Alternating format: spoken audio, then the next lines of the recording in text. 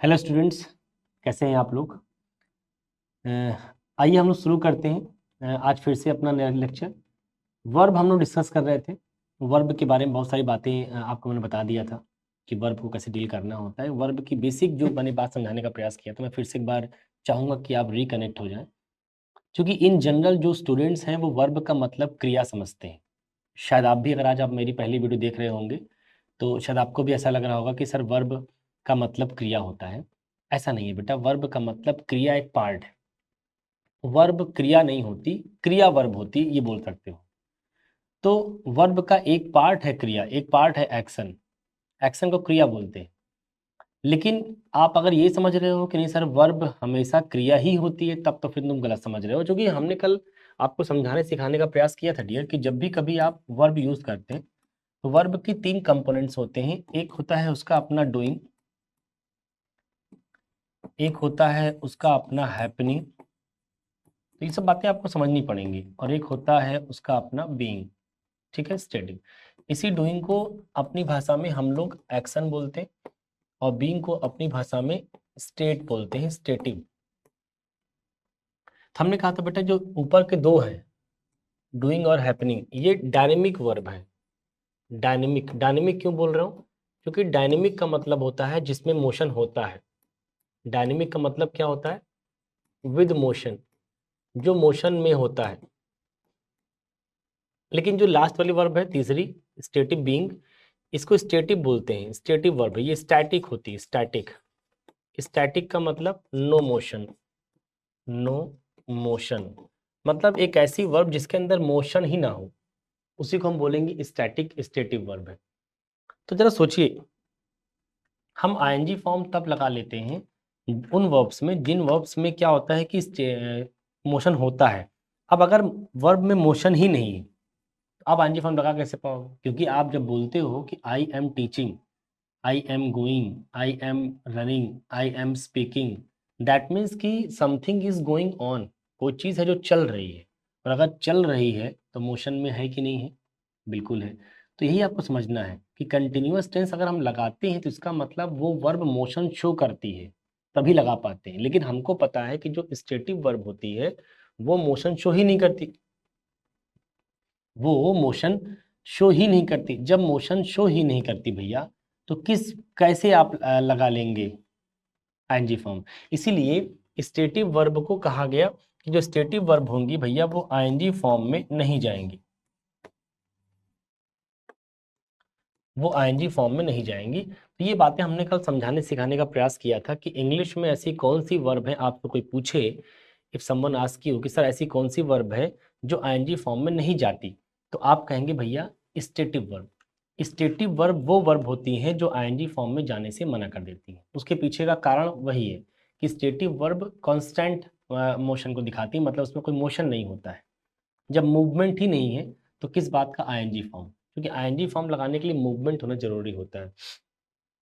फिर हम इसीलिए इसी कैटेगरी पे हमने इसको कहा कि जो डूइंग और हैपनिंग वाली वर्ब है ये डायनेमिक होती है, इसके अंदर मोशन होता है, डूइंग में भी और हैपनिंग में भी। अंतर क्या था कि डूइंग में हम खुद कोई काम करते हैं। डूइंग का मतलब करना, हम खुद कोई काम करेंगे। इसमें पढ़ा रहा हूँ तो मैं चाह रहा हूँ तो पढ़ा पा रहा हूँ, मैं चुप हो जाऊंगा तो सुनाई नहीं पड़ेगा आपको। तो डूइंग का मतलब जिसमें आप खुद कोई काम करते हैं। हैपनिंग का मतलब जिसमें आप कोई काम ऑटोमेटिक होता है, आप नहीं करते हो। अचानक किसी के ऊपर कुछ गिर पड़ा, बरसात हो गई, तो बरसात के होने में आपका कौन सा रोल है? कोई रोल नहीं है। तो जो काम ऑटोमेटिक होते हैं वो हैपनिंग है, जिसमें हमें कुछ करना पड़ता है, वो डूइंग है, एक्शन है, राइट।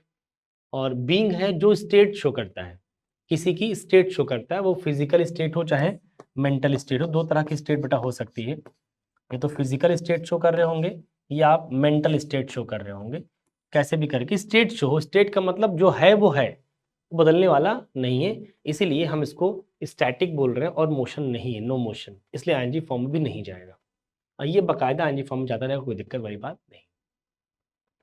हमने कल डिस्कस किया था कि ऐसी कुछ वर्ब्स होती हैं डियर, ऐसी कुछ वर्ब्स होती हैं, लाइक हमने कहा कि थिंक, हमने कहा टेस्ट, हमने कहा हैव ना, फिर हमने कह दिया नो, फिर हमने कह दिया अंडरस्टैंड। ये जो वर्ब है, लव, हेट, ये बहुत सारे ऐसे वर्ब्स आते रहेंगे ईटीसी। हम इनको स्टेटिव वर्ब के तौर पर बचपन से पढ़ते आए हैं कि इनको हम क्या बोलते हैं भैया, इनको हम बोलते हैं स्टेटिव वर्ब। कैसी वर्ब बोलते हैं? Stative verb. अगर हम इनको स्टेटिव वर्ब बोलते हैं तो इसका मतलब ये स्टेट शो करती हैं। अगर ये स्टेट शो करती हैं तो जाहिर सी बात है इसमें मोशन नहीं होगा। अगर मोशन नहीं होगा तो फिर आईएनजी फॉर्म तो जा भी नहीं पाएगा, हम आईएनजी फॉर्म लगा नहीं पाएंगे इन वर्ब्स के साथ। तो आपको समझना है ये बेटा कि हम ये कल कह के गए थे आपसे कि किताब में ये लिख दिया जाता है कि ये वर्ब्स आईएनजी फॉर्म में नहीं जाती। एग्जाम्पल दिया जाता है, फिर काट के सही किया जाता है कि देखो बेटा ये स्टेटिव वर्ब है इसलिए आईएनजी फॉर्म में नहीं जाएंगी, अतः ये सेंटेंस गलत है, इसको सही करके ऐसा लिख लीजिए। लेकिन वही किताब फिर ये भी कहती है कि सर कभी कभी ये वर्ब आईएनजी फॉर्म में चली जाती हैं।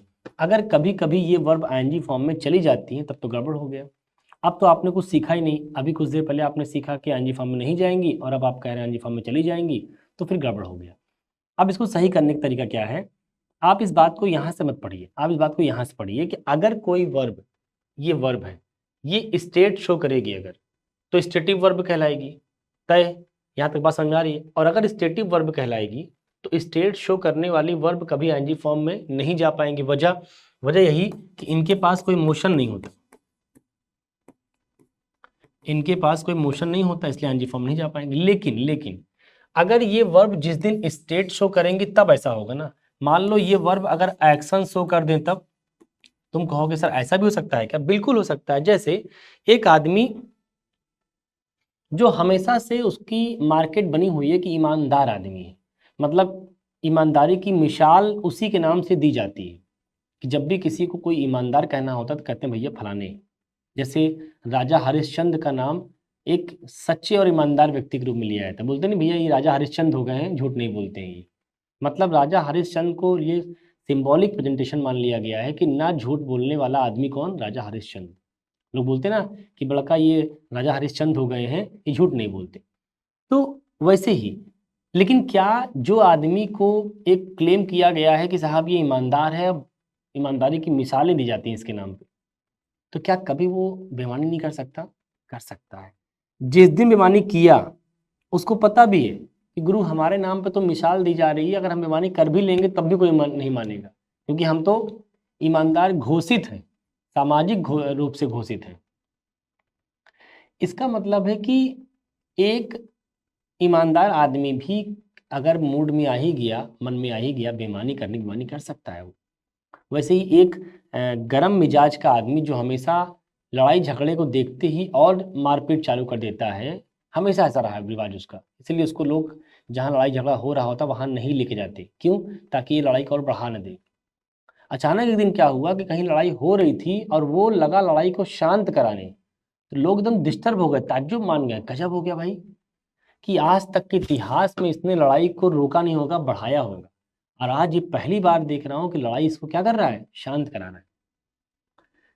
तो ये कोई बहुत अजूबा वाली बात नहीं है कि एक आदमी रेगुलर कैरेक्टर में रहता है, कभी कभी आउट ऑफ द बॉक्स जाके कुछ नए कैरेक्टर्स को भी शो कर सकता है। जैसे हम इंसान कर लेते हैं, वैसे ये इंग्लिश के कॉन्सेप्ट भी हैं जो कर सकते हैं। ये इंग्लिश के शब्द हैं, तो ये इन जनरल तो स्टेटिव वर्ब शो करते हैं, मतलब स्टेट शो करते हैं, तो स्टेटिव वर्ब कहलाएंगे, तो आईएनजी फॉर्म में नहीं जाएंगे। लेकिन कभी कभी ये एक्शन भी शो कर लेते हैं। जैसे ही एक्शन शो करेंगे तो अब तो इनका नाम स्टेटिव वर्ब नहीं होगा ना, अब तो इनका नाम स्टेटिव वर्ब नहीं होगा ना भैया, अब इनको तो हम कुछ और कहेंगे। अब हम क्या कहेंगे इनको? अब हम कहेंगे डायनेमिक वर्ब। यस या नो? जिसमें एक्शन होगा तो एक्शन वाली वर्ब क्या कहलाती है? डायनेमिक वर्ब कहलाती है।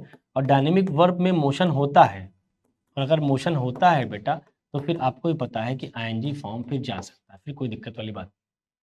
इसका मतलब है कि जब ये वर्ब स्टेट शो करेंगी तब तो आप आईएनजी फॉर्म में मत भेजो।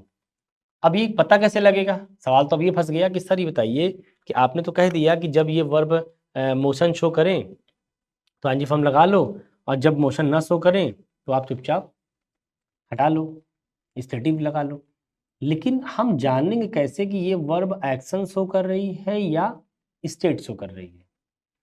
इसके लिए एक एग्जांपल हमने कल दिया था थिंक का। तो आई एम थिंकिंग कब सही होगा और आई थिंक कब सही होगा? आई थिंक आपको बात समझ में आई होगी। आइए एक एग्जांपल हम और आज पकड़ते हैं।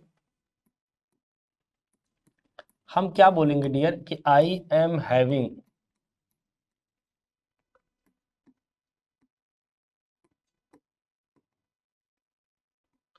थ्री फ्रेंड्स, और फिर हम बोलेंगे I have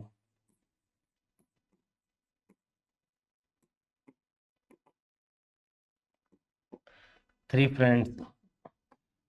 I am having three friends and I have three friends. और फिर एक बोल रहा हूं बेटा आई एम हैविंग डिनर, और एक आपको और बोल रहा हूं कि आई हैव डिनर।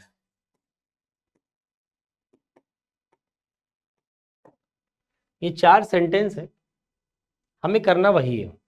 इन चारों स्टेटमेंट में बताना है कि कौन सा वाला सही है और कौन सा वाला गलत है। जरा सोचो, हम ये कह रहे हैं कि आई एम हैविंग थ्री फ्रेंड्स, तो क्या आप बताइए, मुझे बोलना है कि मेरे पास तीन दोस्त हैं। तो आप बताओ कि यहाँ पे हमें आई का एक्शन शो करना है या आई की स्टेट, कि आई के पास तीन दोस्त हैं ये उसकी स्टेट है फिजिकल, या आई का एक्शन शो करना है। आई कुछ कर रहा है क्या? आई कुछ कर रहा है क्या? नहीं, आई कुछ कर नहीं रहा।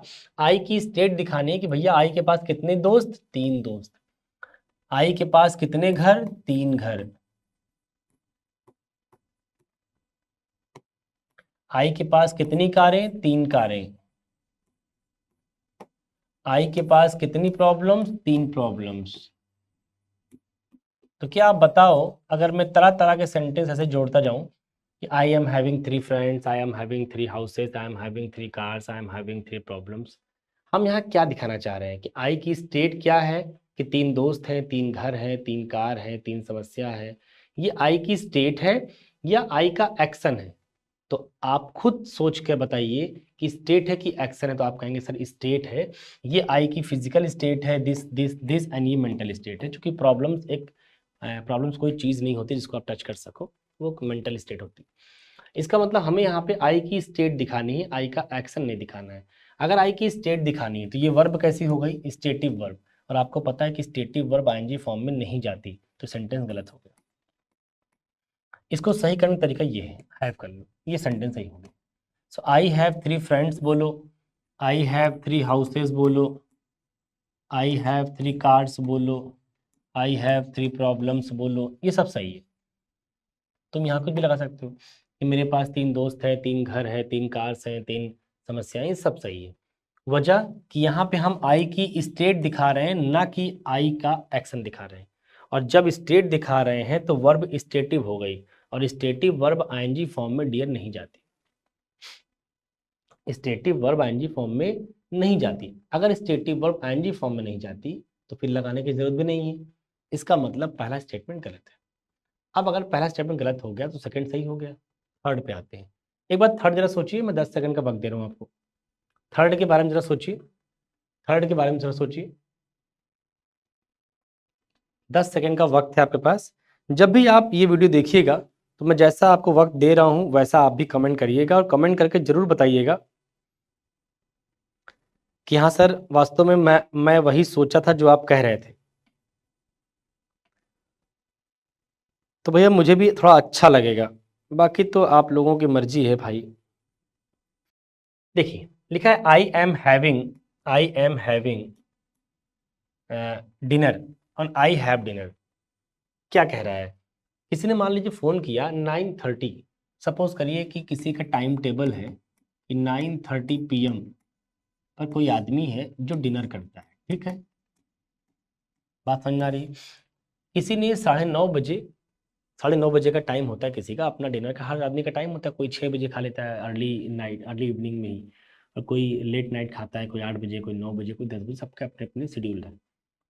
तो कोई आदमी जो 9:30 डिनर करता है और 10 मिनट के बाद 9:40 पे उसको कॉल आया, और कॉल उसने रिसीव कर लिया खाते खाते। तो उस आदमी ने कहा भैया कहाँ हैं? आपने कहा घर पे हैं भाई, रात में कहाँ रहेंगे? तो आपने कहा भाई क्या कर रहे हैं? तो उन्होंने कहा कि सर खाना खा रहा हूँ। कि सर खाना खा रहा हूँ। अगर खाना खा रहा हूँ तो फिर कैसे बोलेगा? अगर कोई आदमी कह रहा है कि भाई साहब मैं इस वक्त खाना खा रहा हूँ, तो वो कैसे बोलेगा? आई एम हैविंग डिनर या आई हैव डिनर? आपकी अंतरात्मा जो कह रही है वही बोलिएगा। अभी भूल जाइए इंग्लिश क्या है, नियम क्या है, कानून क्या है, अपवाद क्या है, just forget it all. Tell me, अगर आपको बोलना पड़े you have to speak the same sentence into English कि मैं खाना खा रहा हूँ, तो at that time what you will speak, I am having या आई हैव डिनर? तो आप भी यही कहेंगे डियर कि sir I am having dinner. इसका मतलब इस बार तुमको क्या दिखाना है? आई का अपना एक्शन दिखाना है या आई की स्टेट दिखानी है? आई के द्वारा किया गया जो एक्शन चल रहा है वो दिखाना है या आई की स्टेट दिखानी है? तो आप कहेंगे सर आई की एक्शन दिखाना है। इस बार आई का एक्शन दिखाना है क्योंकि डिनर का मतलब खाना जो आपके सामने आया है, क्या वो खाना ऑटोमेटिक खाना आपको लगता है कि उड़ के थाली से चला आएगा आपके जुबान पर? नहीं, उड़ के तो नहीं आएगा। इसका मतलब है बेटा कि आपको कुछ हरकत करनी पड़ेगी, और आप अगर हरकत करेंगे इसका मतलब आप एक्शन करेंगे। इसका मतलब इस बार हमें आई का एक्शन दिखाना है या आई का स्टेट दिखाना है? तो आप खुद ही कहेंगे यस सर, इस बार आई का एक्शन दिखाना है। और अगर आई का एक्शन दिखाना है तो बेटा एक्शन के केस में ये क्या क्या बन गई? डायनेमिक वर्ब बन गई। तो इस बार ये हैव, यहाँ पे ये हैव स्टेटिव वर्ब थी, इसीलिए गलत हो गया। तो इसको मैंने सही करके ऐसे लिख लिया इंडेफिनिट में। लेकिन यहाँ पर ये जो हैव है ये एक्शन वर्ब है, ये स्टेटिव वर्ब नहीं है, तो ये सही हो गया। तो आई एम हैविंग डिनर सही हो गया। तो एक बात आपको समझनी पड़ेगी, मैं अभी चौथे पे आ रहा हूँ, जरा एक बार और समझ लीजिए। ये जो हैव होता है ना डियर, अभी हम जब पढ़ाएंगे आपको टेंसेस, जब हम टेंस चैप्टर आपकी क्लास में स्टार्ट करेंगे तो वहाँ पे इन वर्ब्स के बारे में डिटेल में बातें करेंगे, बहुत डिटेल जानकारी देंगे आपको। लेकिन अभी हम जब पढ़ा नहीं रहे, अभी तो हम सिर्फ आपको ब्रीफ कर रहे हैं आपके इंग्लिश लैंग्वेज को पढ़ने के लिए जो टर्म्स आपको जानने चाहिए, उन टर्म्स को पहले हम ब्रीफ कर रहे हैं। हम कोई चैप्टर स्टार्ट अभी नहीं किए, ठीक है? तो हम ये कह रहे हैं कि बेटा हैव का अभी के लिए तुम इतना जान लो कि हैव का एक मतलब होता है, हम एक दिखाते हैं हैव को पोजीशन के लिए और स्टेटिव वर्ब के तौर पर। इस केस में ये स्टेटिव वर्ब होता है। और हैव का एक मतलब होता है टू टेक या ईट, लेना या खाना। तो इस केस में ये एक्शन वर्ब होता है। तो हैव स्टेटिव वर्ब भी है, एक्शन वर्ब भी है। स्टेटिव वर्ब के केस में इसका मतलब पोजीशन होता है, और हैव एक्शन वर्ब के केस में इसका मतलब टेक या ईट होता है। मतलब हम हैव को जब भी एक्शन के तौर पर ट्रीट करेंगे तो उसका मीनिंग पोजीशन नहीं होता, उसका मीनिंग कुछ लेना होता है, खाना पीना होता है। और अगर हैव को हम जब स्टेटिव वर्ब में यूज़ करते हैं तो उसका मीनिंग पोजीशन से होता है, रिलेशन से होता है। तो यहाँ पे वो है पोजीशन रिलेशन दिखा रहा है। आई का 3 दोस्त है, आई के 3 घर हैं, आई के 3 कार हैं, आई के 3 समस्या है। लेकिन यहाँ पे आई का अपना एक्शन है, आई एम हैविंग, तो यहाँ पे हैव एक्शन वर्ब है और वहाँ पे हैव स्टेटिव वर्ब है। आई थिंक यहाँ तक की बात क्लियर हो गई। चौथे पे आइए। चौथा सेंटेंस को क्या बोलेंगे आप? सेंटेंस सही है गलत? फिर 10 सेकंड का वक्त दे रहा हूँ। चौथा सेंटेंस को आप क्या बोलेंगे, सही या गलत? एक बार आप लोग कमेंट करें, एक बार ही आप लोग कमेंट करें भैया। चौथे सेंटेंस को आप क्या बोलेंगे? Tell me. चौथे सेंटेंस को भैया आप लोग क्या बोलेंगे?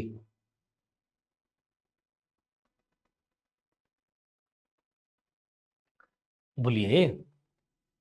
देखिए, चौथे सेंटेंस को क्या बोलेंगे समझा दे रहा हूं।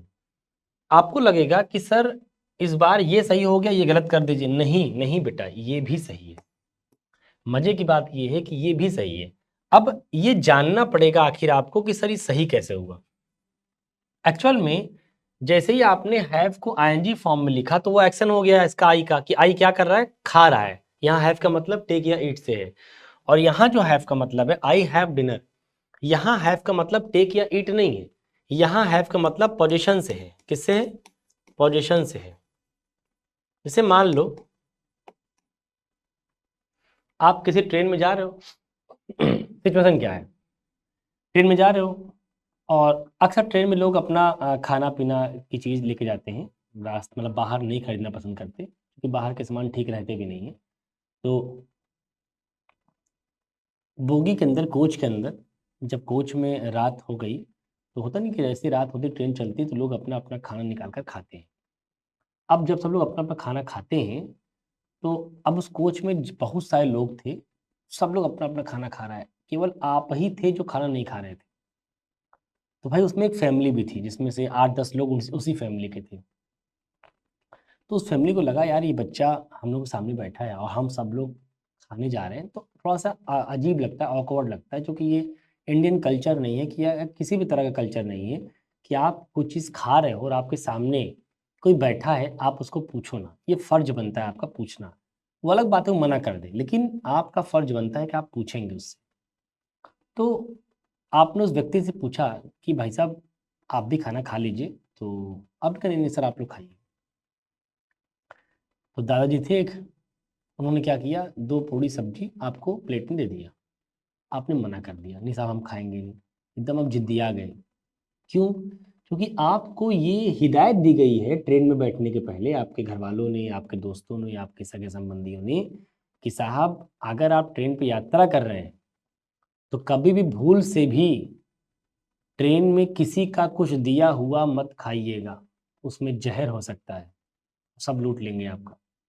अब ये बात आपके दिमाग में एकदम घर कर गई है, भयानक घर कर गई है कि भाई हम दिया हुआ सामान तो नहीं खाएँगे। खाने की वजह कि वो ज़हर हो सकता है। तो कई बार दादाजी के बोलने पर भी आपने खाना नहीं खाया। तो दादाजी को लगा कि ज़रूर बच्चे को ये लग रहा होगा कि हम इसमें ज़हर मिला के रखे हैं। तो उन्होंने इस बच्चे को कहा कि बेटा अगर तुमको कुछ ऐसा लग रहा है कि मैं ज़हर मिला के रखा हूँ, तो मैं एक पूड़ी खा के तुमको दिखा देता हूँ कि हाँ भैया ज़हर नहीं है इसमें। सुकून से खा लो, कोई दिक्कत नहीं, चूँकि बेटा आप हमारे बेटे जैसे हो और हम लोग खा रहे हैं तो ऐसा ना हो कि आप ना खाएँ तो हमको ऑकवर्ड लगेगा देखने में। दादी ने क्या किया, पहली पूड़ी खा लिया।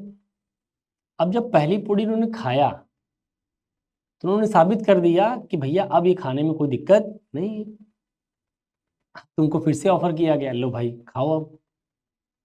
तो आपको ये बताया गया था कि सामने वाला जो होगा, जो आपको खाना खिलाने का प्रयास करेगा ट्रेन में, वो जानबूझकर पहली वाली पूड़ी खाएगा, क्योंकि ज़हर पहली पूड़ी में नहीं है, ज़हर किसमें है? सेकंड पूड़ी में है। अब तुमको लगा अरे बाप रे! ये तो पहला खा गया, सेकंडे मेरे सामने आ रही है, अब तो पक्का ज़हर वाला ही मेरे सामने आ गया, खाते ही तो हम निपट जाएँगे। उसने कहा ना अंकल जी, एकदम नहीं, मैं तो खा ही नहीं सकता। दादाजी को लगा यार गजब आदमी है, इसको मैंने पहली पूड़ी खा के प्रूफ कर दिया तो भी अभी ये मान नहीं रहा, अभी भी कह रहा नहीं खाएँगे। बहुत बार मन्नत मनौती हुई तब भी मना कर रहा था, तो फिर एट लास्ट लड़के ने कहा अंकल जी आप लोग खाना खाइए, परेशान मत होइए, आप ये मत सोचिए कि मैं ये सोच कर मना कर रहा हूँ कि इसमें ज़हर मिला हुआ है। इस विचारधारा से बाहर आ जाइए। ऐसा बिल्कुल नहीं है कि इसमें ज़हर मिला है इसलिए मैं नहीं खा रहा हूँ। मैं तो इसलिए नहीं खा रहा हूँ चूँकि मेरे पास ऑलरेडी मेरा खाना है। तो अंकल जी ने कहा ओह! ये बात है। बस मेरा मन नहीं है अभी खाने का इसलिए मैं अपना डिनर बॉक्स नहीं खोल रहा हूँ। अभी कुछ देर के बाद खाऊँगा, आप लोग खाइए। तो क्या बोलेगा मेरे पास डिनर है, तो मेरे पास डिनर है तो क्या बोलेंगे आई हैव डिनर। उस वक़्त आई हैव डिनर जो आप बोल रहे हो हिंदी में मेरे पास डिनर है, तो ये आई का स्टेट है या आई का एक्शन है? आई का स्टेट है कि आई के पास अभी है वो चीज़। ऐसे आई के पास 3 घर था, 3 कार था, ये आई की स्टेट है। वैसे आई के पास डिनर भी है, तो ये आई की स्टेट है। लेकिन ये आई की स्टेट नहीं है, ये आई का अपना एक्शन है कि आई क्या कर रहा है? खाना खा रहा है। यहाँ आई खा नहीं रहा, आई के पास है डिनर रखा हुआ है। कब खाएगा ये वो देखेगा अपना। इसका मतलब सही ये भी है, बस ये एक पर्सन दिखा रहा है, ये स्टेटिव वर्ब है। ये अलग मीनिंग दिखाएगा। ये आई की स्टेट है और ये आई का एक्शन है। आई होप कि ये एग्जाम्पल आपको बहुत कुछ सिखा के जाएंगे कि आपको वास्तव में लगेगा हाँ सर वास्तव में इंग्लिश में चीज़ों को जब तक आप बारीकी से नहीं सोचेंगे देखेंगे, आपको हर चीज़ आपको लगेगी सर रूल बहुत है, अपवाद बहुत है। और वेरिएशन बहुत ज़्यादा है, ऐसा आपको लग सकता है, लेकिन यकीन मानिए ना तो बहुत रूल है, ना अपवाद है और ना वेरिएशन है। इम्पॉर्टेंट ये है कि बस आप इंग्लिश को देखने का जो नज़रिया है थोड़ा उसको कंट्रोल्ड वे में लेके आइए, हमारे एक पॉइंट ऑफ व्यू से डेवलप कराइए, हमारे साथ जुड़ने का प्रयास करिए, गो विद द फ्लो। आप जब चलेंगे हमारे साथ तो आपको लगेगा हाँ सर इंग्लिश सीखना आसान है, बेहद आसान है, ये आपको मैं अश्योर करता हूँ। ठीक है, आइए, तो ये ध्यान रखिएगा कि हैव के अपने कुछ मीनिंग भी होते हैं। एक एग्जाम्पल आपको और दिया dear,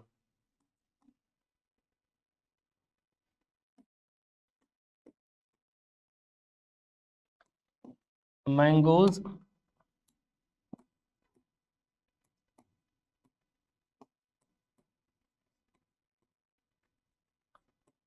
testing sweet, mangoes taste sweet.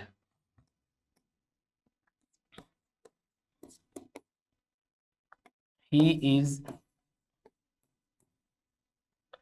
tasting a mango and he taste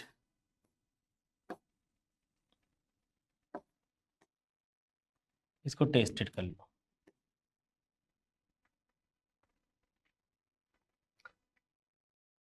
ये चलो टेस्टी कर लो, हटाओ, वैसे भी सही नहीं होना है क्या। देखिए ये लिखा गया, ये स्टेटमेंट है, बताना है बेटा कि इस स्टेटमेंट में हम किस पार्ट को सही मानेंगे और किस पार्ट को गलत मानेंगे। जरा एक बार आप पढ़िए और पढ़ के मुझे बताइए कि हाँ वास्तव में सही हो रहा है कि नहीं। एक बार आप पढ़ें कि mangoes are tasting sweet and mangoes taste sweet, और एक लिखा है he is tasting a mango और एक लिखा है ही टेस्ट अ मैंगो। बताना है बेटा कि इनमें से कौन सा सही होगा, इंडेफिनिट इंडेफिनिट सही होगा या फिर आपका कंटिन्यूअस सही होगा। क्यों सही होगा ये इंपॉर्टेंट है, क्यों सही होगा ये इंपॉर्टेंट है, ये आपको जानना पड़ेगा कि आखिर कोई चीज़ गलत क्यों है और कोई चीज़ सही क्यों है, ये आपको मेंशन करना पड़ेगा। मतलब एट रैंडम आप ऐसे नहीं बोल सकते कि बस सही आपको लग गया आपने सही बोल दिया। सही होने के पीछे का जो कारण है उस कारण को आपको मेंशन करना पड़ेगा। जब तक आप उस कारण को मेंशन नहीं करेंगे तब तक मजा नहीं आएगा। आइए, किसी ने कहा कि बताइए भैया कि आम कैसा होता है, आम कैसा होता है, तो आपने कहा साहब आम मीठा होता है। तो ये बताओ अगर कोई कह रहा है कि आम मीठा होता है तो ये आम की स्टेट है, ये आम की स्टेट है या आम का एक्शन है, क्या है, आम की स्टेट या आम का एक्शन। आम की स्टेट है, आम की अपनी स्टेट होती है कि वो मीठा होता है और आम की अपनी स्टेट भी होती है वो गर्म भी होता है। आम बहुत गर्म होता है, ज़्यादा आम खाने से आपको डिसेंट्री स्टार्ट हो सकती है, लूज मोशन हो सकता है। तो आम चूंकि स्टेट गर्म होती है बहुत ज़्यादा नहीं खाना चाहिए, ऐसे बहुत ज़्यादा आप खाएंगे ना तो बहुत पिंपल्स वगैरह आने लग जाएंगे आपके चेहरे पे, हाथों में, ये उसके कुछ गलत परिणाम हो सकते हैं। तो आपको समझना है कि आम मीठा होता है तो आम की अपनी स्टेट है। अगर हमको स्टेट दिखाना है तो फिर हम आईएनजी फॉर्म यूज़ क्यों कर रहे हैं, गड़बड़ बात है। ये लिखो मैंगोज टेस्ट स्वीट, क्या आम मीठे होते हैं। सेकंड लिखा मैंने, किसी ने आपको फ़ोन किया कि साहब ये बताओ क्या कर रहा है लड़का राजेश इस समय, तो आपने कमरे में देखा खोलकर, आपने देखा कि राजेश आम खा रहा है, आम टेस्ट कर रहा है, चूस रहा है हमको, बढ़िया खा रहा है। तो आपने बताया भैया वो तो इस समय आम दबाए पड़ा है, आम खा रहा है। बोले, अच्छा, तो अगर वो लड़का आम खा रहा है इस वक्त, आम चूस रहा है या आम कुछ भी कर रहा है आम के साथ, तो ये उसका अपना एक्शन है या उसकी अपनी स्टेट है। तो आप कहेंगे सर एक्शन है। तो अगर एक्शन है बेटा तो फिर ही इज टेस्टिंग लिखो, फिर टेस्ट गलत है, तो इस बार टेस्टिंग सही होगा। तो ये देखो ये टेस्ट यहाँ एक्शन वर्ब है और ये टेस्ट यहाँ स्टेटिव वर्ब है। तो स्टेटिव वर्ब है इसलिए एनजी फॉर्म में नहीं जा रहा है, ये एक्शन वर्ब इसलिए एनजी फॉर्म में चला जा रहा है। तो कुल मिला के मैंने आपको इन एग्जाम्पल के माध्यम से इतना सिखाने का प्रयास किया है कि भैया कोई भी स्टेटिव वर्ब अगर स्टेट शो करेगी तो ही आईएनजी फॉर्म में जाने से मना करेगी, लेकिन अगर स्टेट ना शो कर करके वो मोशन शो करने लग जाएगी, एक्शन, तो ऑटोमेटिकली उस वर्ब को हमको आईएनजी फॉर्म में डालना पड़ेगा, आप रोक भी नहीं पाएंगे किसी कीमत पर। आइए अब बात करते हैं ये वर्ब की, हमने ब्रीफिंग आपको कर दिया कि वर्ब क्रिया नहीं है, ध्यान रखिएगा। वर्ब, मैं फिर बोल रहा हूँ, वर्ब एक्शन, ऐसे ऐसे देखो, डूइंग, डूइंग को बोलते हैं एक्शन, एक्शन को बोलते हैं क्रिया। फिर हमने कहा हैपनिंग,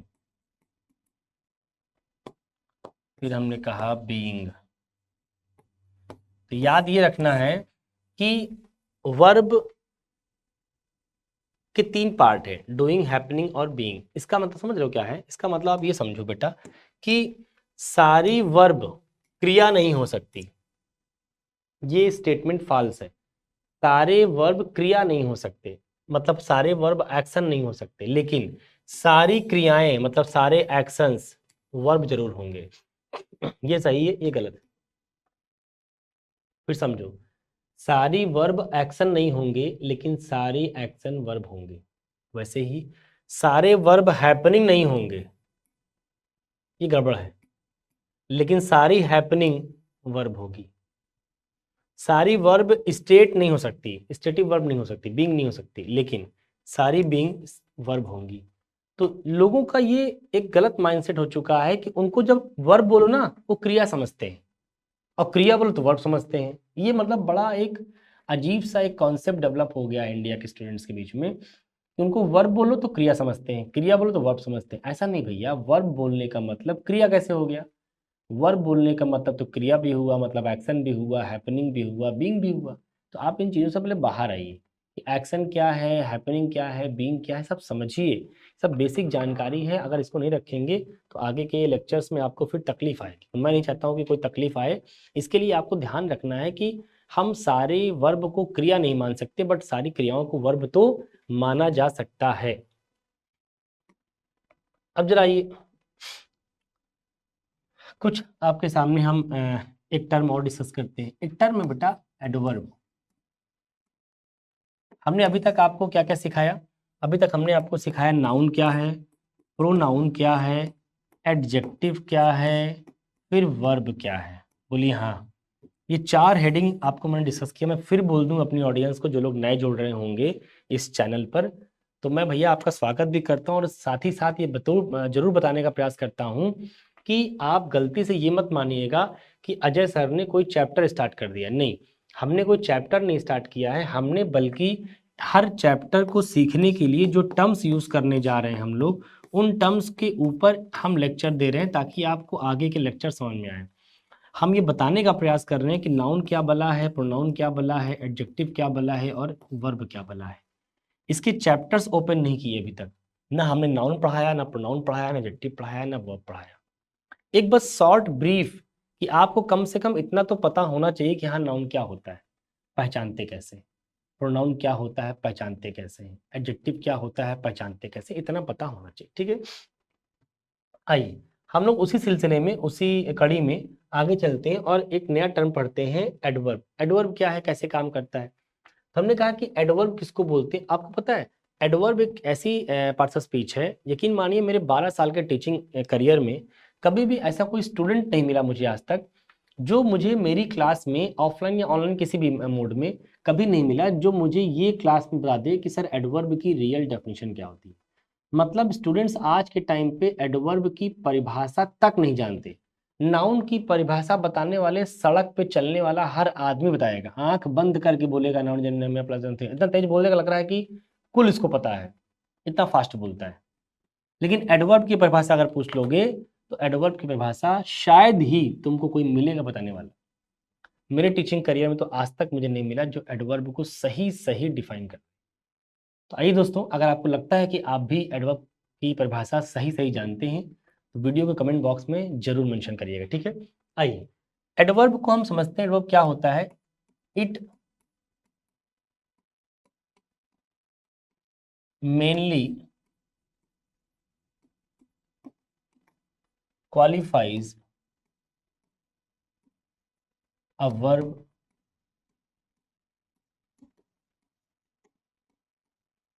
एन एडजेक्टिव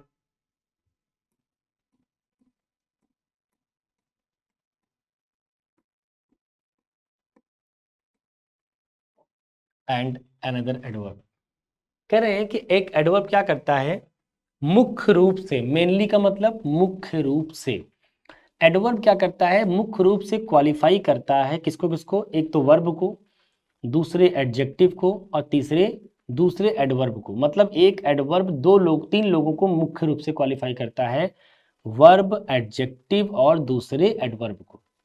ध्यान रखिएगा एक बात को, अगर कोई आदमी ये कहता है कि सर मैं मुख्य रूप से, मेनली, मेनली मतलब मुख्य रूप से मैं भिंडी की सब्जी खाना पसंद करता हूँ, तो व्हाट डू थिंक, क्या लगता है आपको कि इफ अ पर्सन सेज कि मुख्य रूप से मैं भिंडी की सब्जी खाना पसंद करता हूँ, तो वो क्या अदर सब्जी नहीं खाएगा, खाएगा।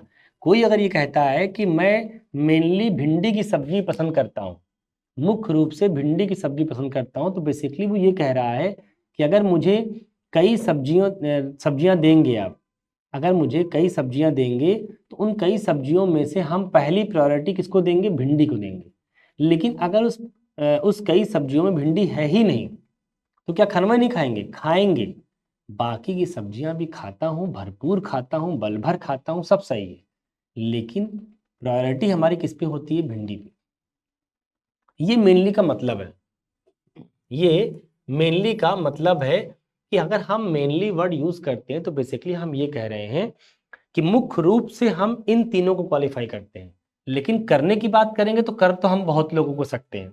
वैसे ही मैंने कहा कि मैं मुख्य रूप से इलाहाबाद में रहना प्रेफर करता हूँ, लेकिन इसका कतई मतलब नहीं कि मैं मुंबई में नहीं रहूंगा, मैं दिल्ली में नहीं रहूंगा, मैं नोएडा में नहीं रहूंगा, बिल्कुल रहूंगा भाई।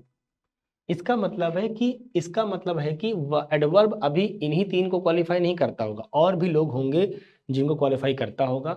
वो कौन होंगे, इसको अगर हम और ब्रॉडली बोलें तो ऐसे बोल सकते हैं कि इट कैन क्वालिफाई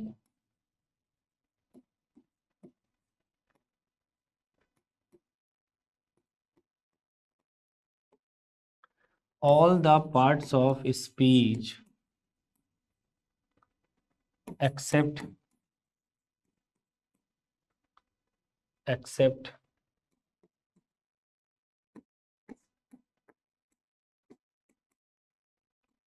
इंटरजेक्शन। करें अगर एडवर्ब की पावर की बात करेंगे, एडवर्ब के पावर की बात करेंगे, तो भाई मेरे एडवर्ब एक ऐसी पार्ट्स ऑफ स्पीच है जो बहुत पावरफुल है, वो सारी पार्ट्स ऑफ स्पीच को क्वालिफाई करने की क्षमता रखती है, सारी पार्ट्स ऑफ स्पीच को। देखो लिखा है all the parts of speech, तो कितनी होती है टोटल, 8।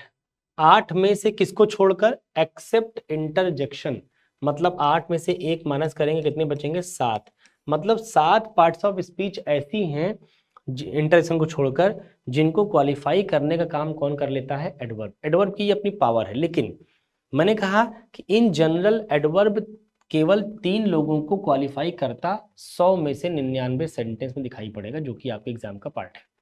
आपको सीजीएल क्रैक करना है डियर, तो सीजीएल के लिए, सीडीएस के लिए एकदम आप कमिटेड रहिए। हम सिर्फ वही कंटेंट आपके साथ शेयर करेंगे जो बिल्कुल रिजल्ट ओरिएंटेड हो, एग्जाम ओरिएंटेड हो, कि आपको हम यहाँ एंटरटेन करने नहीं आए हैं, हम बस आपके सामने कुछ ऐसी सीरियस टॉक करने आए हैं जो आपको एग्जाम तक लेके जाएगी और भरपूर आपको एग्जाम में मार्क्स दिलवाएगी।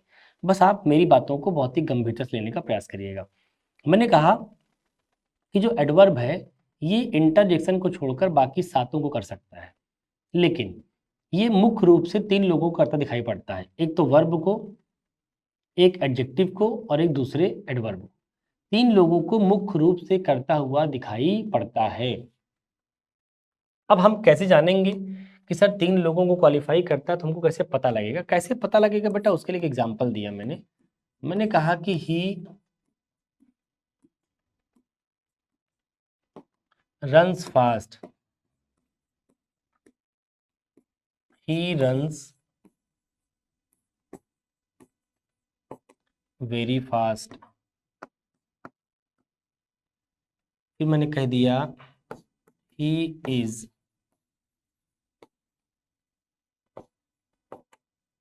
Very smart.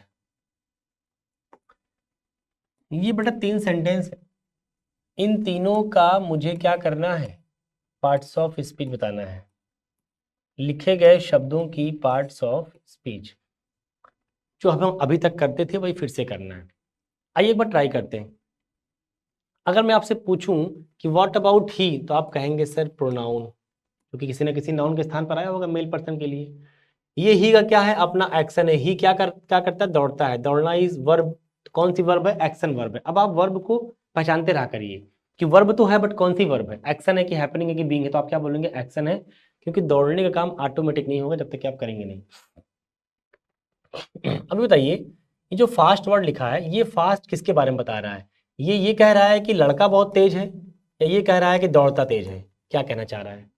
ये जो फास्ट है किसको क्वालिफाई कर रहा है, लड़के को या दौड़ने को? तो आप कहेंगे सर लड़के को नहीं, लड़का तेज ऐसा नहीं कह रहा है, वो कह रहा है दौड़ता तेज है, कि ही रन्स फास्ट, ये लड़का दौड़ता तेज है। अगर ये लड़का दौड़ता तेज है तो दौड़ने को क्वालिफाई कर रहा है, और ये क्या है बेटा, वर्ब है। तो अगर ये वर्ब को जो क्वालिफाई करता है तो क्या बोलते हैं, एडवर्ब। अभी सिखाया था कि जो आदमी किसी वर्ब को क्वालिफाई करेगा उस आदमी का नाम क्या हो जाएगा, एडवर्ब हो जाएगा। आ जाओ दूसरे में। फिर हमने कहा ही क्या हो गया बेटा, प्रोनाउन, बोलिए हाँ। रन क्या हो गया, अगेन वर्ब, अगेन एक्शन है इसी लड़के का। फिर हम कह रहे हैं फास्ट क्या होगा, एडवर्ब होगा। अभी ऊपर देखा आपने कि फास्ट क्या कर रहा है, इस रन को क्वालिफाई कर रहा है कि कितना कैसा दौड़ता है, तेज दौड़ता है। कैसा, तेज। तो फास्ट इस रन को क्वालिफाई कर रहा है, और रन वर्ब है।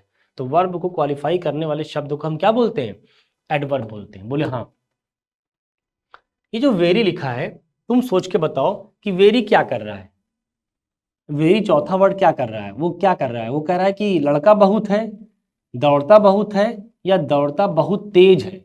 क्या बोलना चाह रहा होगा, बहुत का जो इम्फेसाइजिंग इफेक्ट है वो किसके ऊपर जा रहा है, कि ही के ऊपर, रन के ऊपर, या फास्ट के ऊपर? तो मैंने कहा फास्ट के ऊपर। कैसे पता, मैंने कहा तेज नहीं दौड़ता, तो आपने कहा सर तब, मैंने कहा बहुत तेज, तेज नहीं बहुत तेज। तो तेज की डिग्री को और बढ़ा रहा है, तेज की डिग्री को और बढ़ा रहा है, तेज नहीं और तेज, बहुत तेज। तो ये पहले से क्या है, एडवर्ब है। और आपको पता है बेटा कि एक एडवर्ब दूसरे एडवर्ब को क्वालिफाई कर सकता है।